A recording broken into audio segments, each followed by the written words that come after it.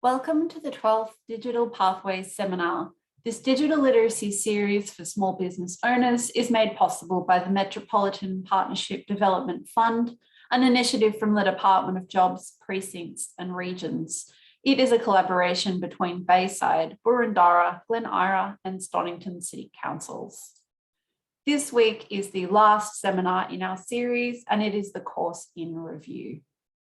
So today we'll look at some of the takeaways from Digital Pathways. We'll take a look at some of the free tools you can use as you move forward in your digital marketing journey. And we'll also go through a quick crash course in writing for the web. So the first takeaway from Digital Pathways is know your brand. I don't think a seminar has gone by when I haven't at some point mentioned the importance of a strong and consistent brand. In a small business, there often isn't time or resources to run and closely monitor campaigns or experiment with new techniques in the same way that there is in a larger organization with a dedicated digital marketing team. What you really need is almost a set and forget option where you don't have to constantly innovate or reinvent the wheel. That's what a well thought out brand does. When you have a strong brand identity that properly articulates the unique perspective of your business, marketing becomes so much easier because you already have the formula for what your business should look, sound, and feel like online.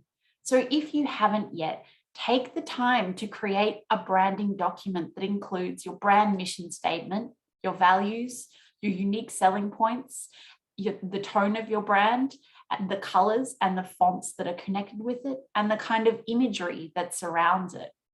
Doing this will make your life as a marketer so much easier and anything you do on a digital platform much more successful.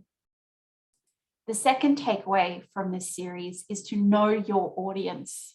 Whilst you can technically use the internet to talk to the entire world, that should never be your goal.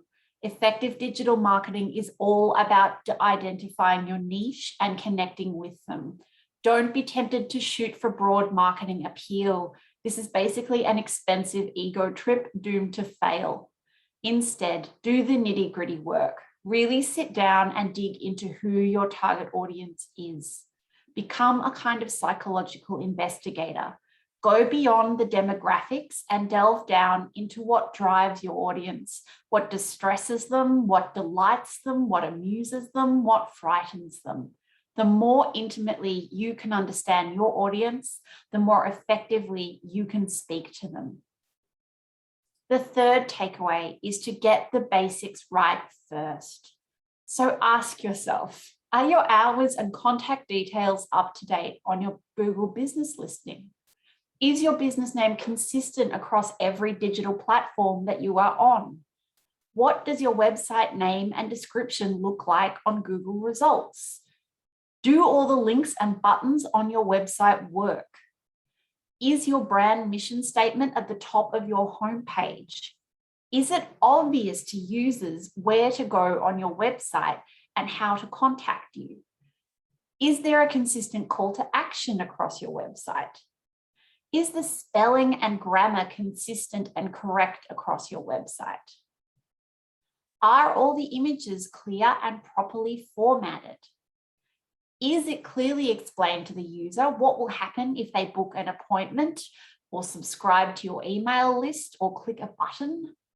These details are not exciting. Some of them don't even count as part of digital marketing, but you have to get them right. Mistakes in these areas are red flags to not only your site users, but also to Google. And they have the potential to damage your brand and bring disrepute into your website in the eyes of Google. Number 4 is work within your capacity. You are not Telstra. You are not Woolworths. You are not CBA, Qantas, Harvey Norman, or Myer. You are a small business owner and you are playing an entirely different digital marketing ballgame to these bigger companies.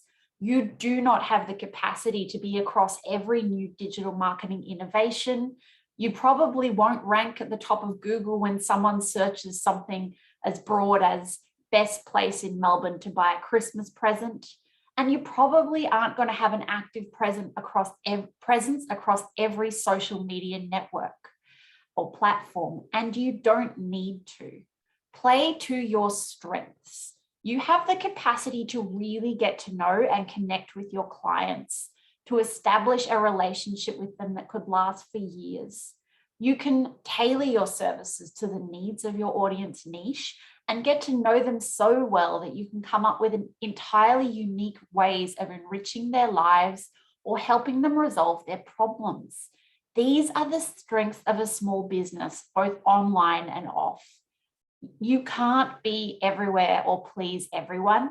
That's not how small business works. Instead, concentrate your efforts on striking a balance between connecting with your target audience and working within your capacity. You need to be where your audience is online. You need to make choices online that align with the needs of your brand, and you need to be consistent. But beyond that, how much or how little you choose to take on is up to you. If you hate social media, keep just one account and post once a week if your audience is on that platform. If you have a business that isn't really suited to social media or an audience that isn't interested in social media, then don't have social media accounts at all. Consider instead communicating with your established client list through something like a monthly email. There is no one size fits all when it comes to small business in digital spaces. Just try to be consistent, be where your audience is, and do what makes sense for your brand. Takeaway number 5 is don't panic. And remember that a lot of digital marketing advice out there exists purely to sell you something. It is incredibly easy to become overwhelmed by the marketing options available online.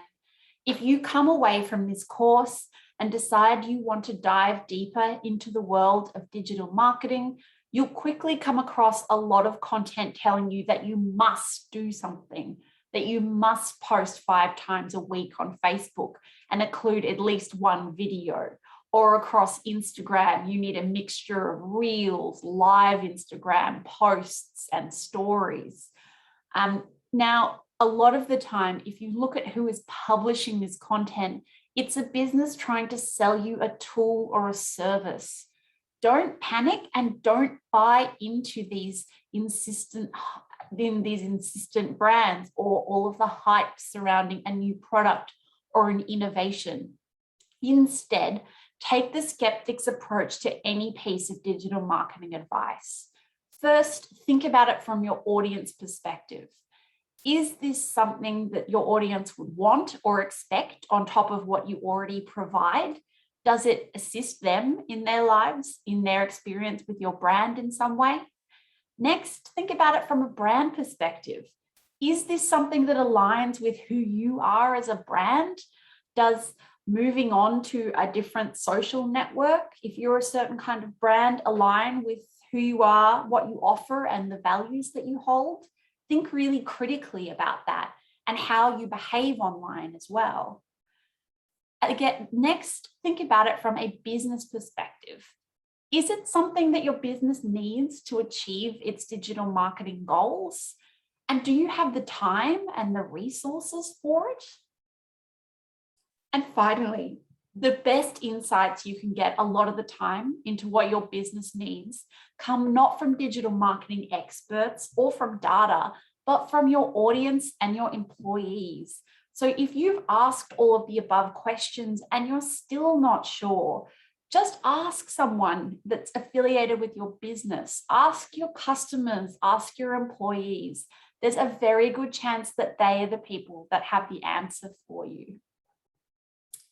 Now, I'm just going to look very briefly at some free resources that you can use to continue on your digital journey. So you can see here the blue words are underlined. These are hyperlinks. When you click them, they'll take you through to the pages that are associated with them.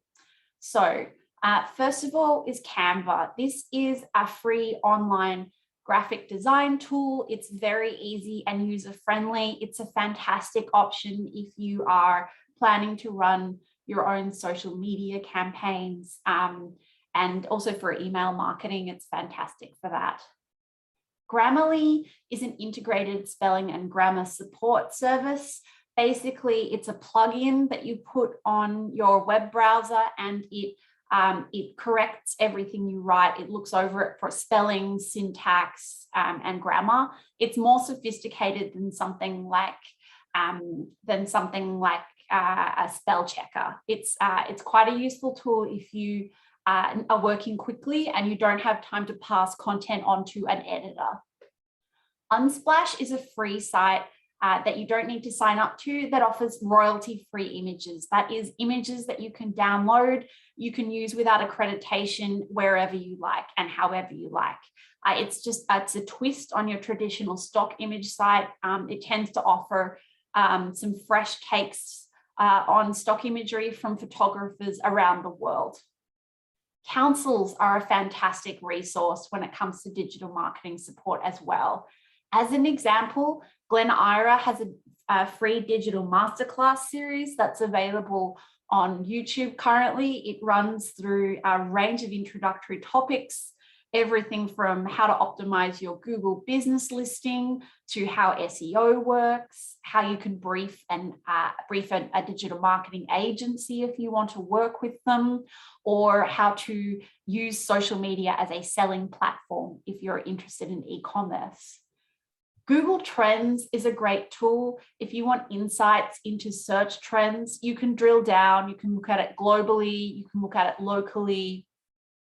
It's not only useful to find keywords if you're interested in exploring that aspect of digital marketing, it can also be a great way to inspire content marketing. So if you're looking for a new blog idea or something, you can look at the trends surrounding a particular term, and you can learn about what people are talking about and then write your take on it. Pinterest is a social media platform that you have to sign up to, but and it can be used as a marketing tool, but most of the time, what I use it for as a content creator is to create mood boards for campaigns, for social media feeds. It's a fantastic place to really feel out the nuances of your brand imagery, the visual language, the aesthetics. It's fantastic for that. Hashtagify is a site that lets you search for trending hashtags. It's particularly useful if you want to use a hashtag strategy on Instagram, on LinkedIn, or on a smaller site like TikTok. Hashtags aren't quite as powerful as they used to be, but again, it's still a useful thing to get some insights into what people are talking about, what people are searching for, what's trending. And finally, this is just a brief crash course in writing for the web. If you want to delve deeper into how, in developing content marketing writing styles for digital platforms, I recommend having a look at this webinar. It's part of Glen Eira's digital marketing masterclass series. It's called Become Your Own Content Marketing Expert. You can just click the hyperlink here to follow. So a crash course in writing for the web. So number one, no one likes reading on the internet. So keep flowery language and jargon to a minimum. And remember that you're probably writing not quite to the lowest common denominator, but probably to an uninformed audience who is maybe engaging with a problem for the first time, is engaging with your brand for the first time. You don't want to put lots of technical terms in. You don't want to over describe something. You want to keep it light. You want to keep it simple. You want to keep the key points in and keep it focused like that. Hemingway has a fantastic quote which applies to pretty much any kind of writing you do in any space, but particularly in the digital space. His quote is, "If it is possible to cut out a word out, always cut it out." I think that's great advice, and it definitely applies here. Next, everything needs a heading. Page visitors rarely read an entire page or an article. They're usually searching for a specific piece of information, and your job is to make it easy for them to find it. Headings, and lots of them, are the way to do this. So every time you introduce a new idea into your writing, whether it's on your web page, a service page, an information page, or on a blog, signpost it with a heading. Number 3 is write in chunks. So this follows on from point number 1. No one likes reading on the internet. And no one likes paragraphs on the internet unless you're reading on a site that's dedicated to something long form like The Atlantic, or actually LinkedIn is a place where long form content has found a home. Look, the solution to communicating is a term called chunking. Basically, this is where paragraphs are broken down into dot points or 1 to 2 sentence chunks of information, often accompanied by a heading. This just makes it easy to read and navigate at a glance. So ideal for an audience that's in the process of seeking a specific answer.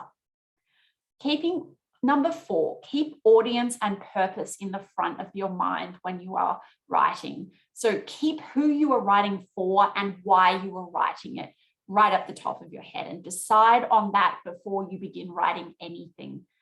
It should dictate everything from the level of depth that you go into, the information you include, and what you leave out. For example, if you have an audience at the awareness stage of the sales cycle, so just engaging with a problem that they're trying to find a solution for the first time, the job of your content at that stage is to make them aware of the nuances of the problem, to flesh it out and then suggest possible solutions. You don't want to introduce very complicated technical terms at this stage. You don't want to assume a level of knowledge. This is really for people who are interacting with your brand, with the problem, with the industry for the first time. Number 5, use a consistent writing style. So things like spelling, whether you choose to write under American conventions with the Z or the Australian with S, what you choose to capitalize, whether you choose to use ampersands, what kind of tone you want to write in. You need to be consistent in the language you use across your website. Number 6, be mindful of platform conventions. So different digital platforms have different writing style conventions. For example, as I mentioned before, LinkedIn tends to favor long form content. That doesn't mean you shouldn't be making it accessible by using the chunking technique that I just mentioned, but you're able to write paragraphs of information and post it up. Or even if you're writing an article on LinkedIn, write several thousand words and post that, and it would perform well because it's what people expect when they're reading on that platform. By contrast, something like Instagram really relies on imagery. So, so creating captions for your images on Instagram, they should be no more than a few words or maybe a sentence or 2. So those are just 2 examples of where you have to be really conscious of working within the conventions of a digital platform. That concludes the Digital Pathways series. Thank you so much for participating, and I wish you all the best in your future digital marketing endeavors.